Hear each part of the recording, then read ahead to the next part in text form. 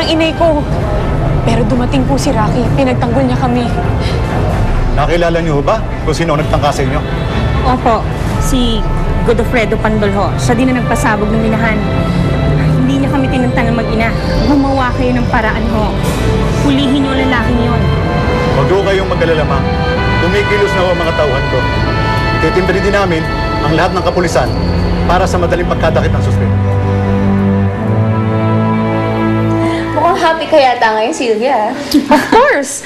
Sino ba namang babae ang hindi masaya kapag ikakasal siya? Nasa headlines na naman ng orang na yun. Are you sure hindi affected si Danny? You know what, Rach? I really don't care.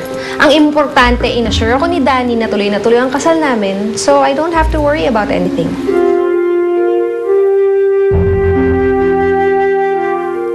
Salamat kay Apo, ate, at nakaligtas ka kay Manggudo. Sigurado ka ba, ate? Okay ka lang? Okay na ako, Manoro. Mabuti nga ho. Pinalabas kami agad ng doktor sa ospital. Hindi na po kami makakatagal sa lugar na yun pagkatapos po nangyari. Dapat magpasalamat din tayo dun sa tao nagbuwis ng buhay para mailigtas kayo. May sinabi sa akin si Rocky bago siya binawian ng buhay. Ano yun, ate?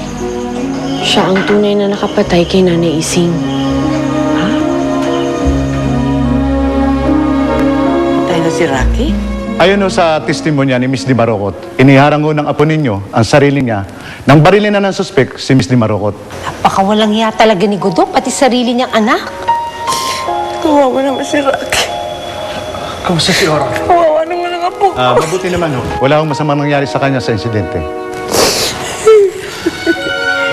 Ba't kaya pinag-iinitan ni Tito Godot si Ora at nanay niya?